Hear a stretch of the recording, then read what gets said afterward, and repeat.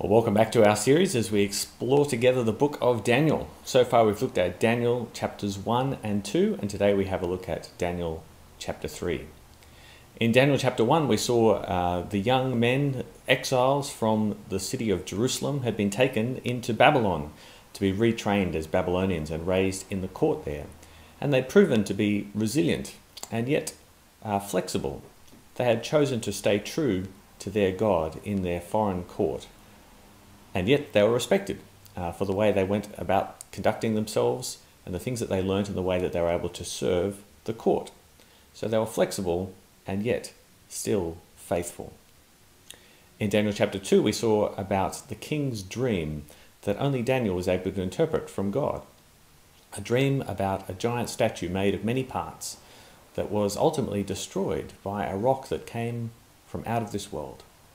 It was a reminder to King Nebuchadnezzar that his kingdom would not last forever. And indeed, Daniel and his friends were comforted by the knowledge that there was a kingdom to come that was from out of this world, that would be the king over all kings. It would be the kingdom that would last forever. Well, Daniel chapter 3, we return to the three friends of Daniel, Shadrach, Meshach, and Abednego. It turns out that their success in the court had led to rivalry, not between themselves, but the other members of the court and these upstarts as far as they were concerned. And so it was no surprise that when the King Nebuchadnezzar, decided, perhaps inspired by his dream, to raise up a 30-meter statue of himself that everyone in the kingdom had to worship or face the penalty of death, their rivals knew that they had an opportunity. They reported to the king that these three young men, as we read in verse 13 of chapter 3, they neither serve your gods nor worship the image of gold you have set up. So here they were, challenged in this circumstance. Would they worship this idol, this statue of gold that the king had set up about his own authority, and so keep their heads, so to speak? Or would they choose to stay faithful again to the ways of their God, who had established for them laws not to worship other gods and not to worship idols made by men? Well, the king hears about this situation and he sends for Shadrach, Meshach, and Abednego. And he tells them this is the situation. He set up the statue, these are the laws, they need to worship. Well, they're faced with a choice. Do they worship this statue, or do they stay faithful to their God? King Nebuchadnezzar at this point feels that he has the power of life and death. He is the King of Kings. Surely they will not face his wrath. Surely they will bow down out of fear, if not out of faith. And yet, Shadrach, Meshach, and Abednego actually decide that they have a choice to make. It isn't something just to do out of fear. They have to decide what they're going to do, what their conscience tells them is right. Now, I've never really been in a situation like this, and I hope that you haven't been either. But the Reverend Dr. Martin Luther King once said that we haven't really worked out what life is about. We haven't worked out what we'd be prepared to die for. Now that sounds extreme, but it certainly wasn't someone making an armchair comment. Martin Luther King was advocating for civil rights in the United States of America at a time when that was not popular. In fact, he received death threats. Indeed, his house was firebombed because of his stand for the civil rights of others. He knew what it was to be at fear for his life. But he also knew what it was to take a stand, to recognize what was worth dying for, indeed, what his life was for. And that's the situation that Shadrach, Meshach, and Abednego face here. They're threatened with their lives, and they have to decide what is their life worth. Surely bowing down to a statue is something easy to do. But would that be a betrayal of their conscience?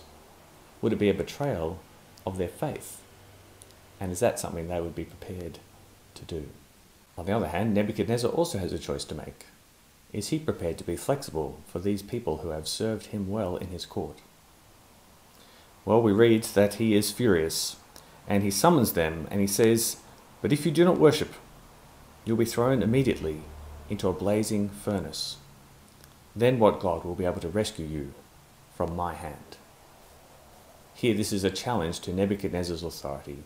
Is he the one with true power over life and death? Is he greater than any other man? Indeed, is he greater than the God of these conquered peoples?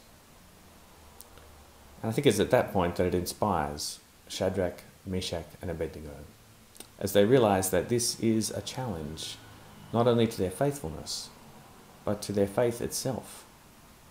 The idea that there is a God who oversees all things, who is greater even than a king like Nebuchadnezzar. And so they say to the king, "If we are thrown into the fire, the God we serve is able to deliver us from it, and he will deliver us from your majesty's hand. But even if he does not, we want you to know, your majesty, that we will not serve your gods or worship the image of gold that you have set up." What courage on their part! Clearly their expectation is that their God is great, indeed great enough, to rescue them from this situation. But that is not the reason that they will not bow down. They will not bow down because they want to recognize God's greatness, not because of his rescue, but because he is great. And so the challenge is set before the king.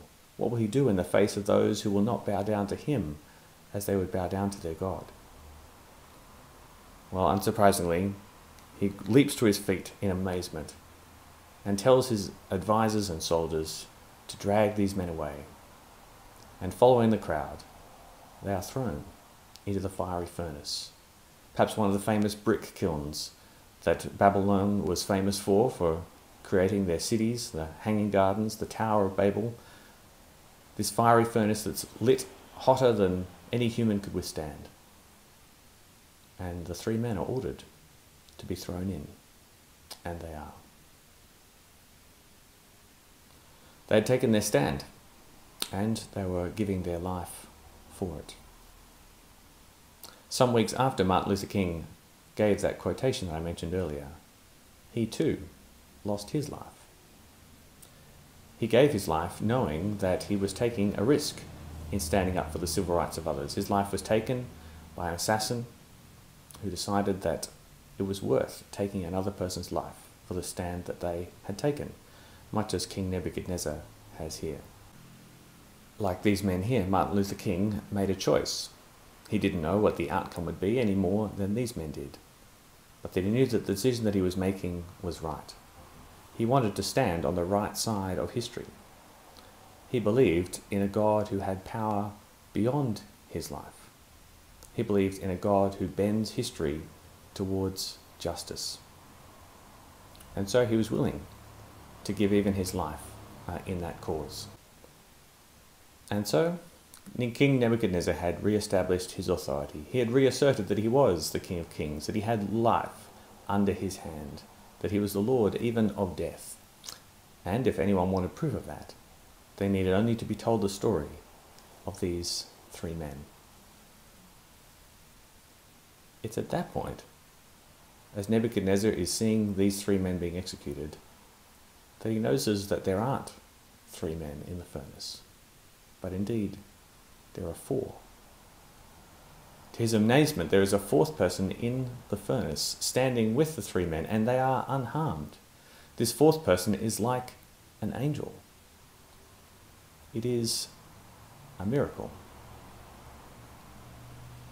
Now, we might think that miracles are all throughout the Bible, but that's not entirely the case.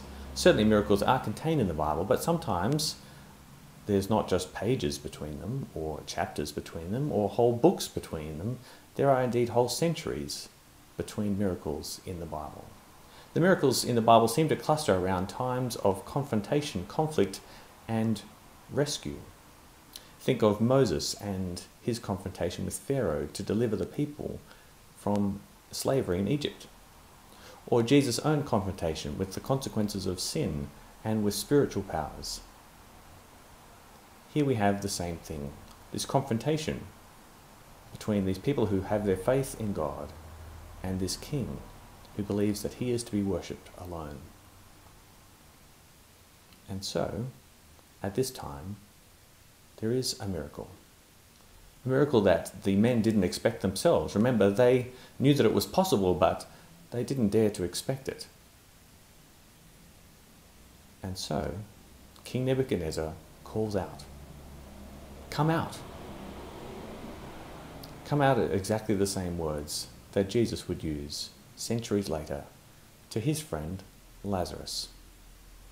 Lazarus had died a few days before and Jesus wasn't there at the funeral, and so he went to his tomb and he dared to say, "Come out." And Lazarus did, just as these three men do. In both circumstances, God was demonstrating in history that he is the one who has power over life and death, and that we can put our trust in him. Not that a miracle will happen every time. Martin Luther King is testimony to that. But that God ultimately does have the power over life and death. And indeed, Jesus' purpose was to bring about that change. You see, just as these men emerged from this fiery furnace, so Jesus too would emerge from his own tomb, having been subject to the authorities of his time, put to death by those in power. Jesus rose again to life and strode from his own tomb to show that he was the Lord over life and death, and to give his people hope, those who would put their trust in him, that he could indeed grant life beyond death, as he taught. That was who he was, the Son who had come into the world out of God's love, that those who believed in him might not perish, but have eternal life. Now, you and I weren't there on any of these days to see these events, but we do live with the repercussions of their having happened in history. For the Jewish people, the deliverance of Shadrach, Meshach, and Abednego changed their expectation of their future. There they were, an exiled people, defeated, taken away from their homeland, and yet they now knew that their God was present and active in history for them. And they took that hope back with them to their homeland after their exile and rebuilt Jerusalem, rebuilt their temple in the expectation of the coming messianic kingdom. Likewise, the disciples who had previously been afraid, too scared after Jesus' execution that they were next to proclaim anything about him, after his resurrection, became bold proclaimers of his message of a kingdom that was for all nations, and so spread that good news of his kingdom to all people throughout the ancient world, at the cost of their own lives, because they knew that this was good news for all the world, that God is living and active, that he's working in history to bring about his purposes as year succeeds to year. And at Jesus' return, that kingdom will be fulfilled with a new creation, a time when there is no death, there is no mourning, no more crying or pain, for God will re-establish the order that he set things up at the beginning with. And so, history has been changed by these events. There is a miracle-shaped hole in history if we take the miracles out. And so we're challenged as we read these events many, many years later to think about how do we respond.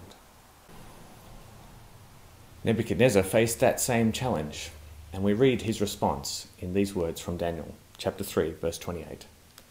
Then Nebuchadnezzar said, "Praise be to the God of Shadrach, Meshach, and Abednego, who has sent his angel and rescued his servants.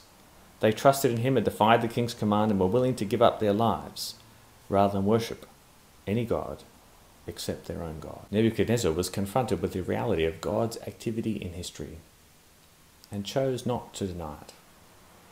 And so as readers of the book of Daniel, we are confronted with that same question. What are we doing with what God has revealed to himself in history? Are we prepared to acknowledge it? Are we prepared to live for it? At a time when it's easy to think of ourselves as victims of circumstance, or when positive change just seems hard to achieve in the face of entrenched assumptions, it's great to be reminded from the book of Daniel about a God who is active in history, who has brought about change, who gives us hope. Hope not just in the present, but hope for the future. Indeed, a future that extends even into eternity. That's what the book of Daniel gave to the ancient Israelites. Hope about God's rule and authority. And that's what the Bible gives us. All times, in good times and in bad. The knowledge that we can trust in a God who works in history to bring about the change that he knows we need, not just personally, but also for our whole world, as he brings about his new creation. Now that's a hope worth hearing more about. It's a hope worth investigating as we ask ourselves the question, who rules the world?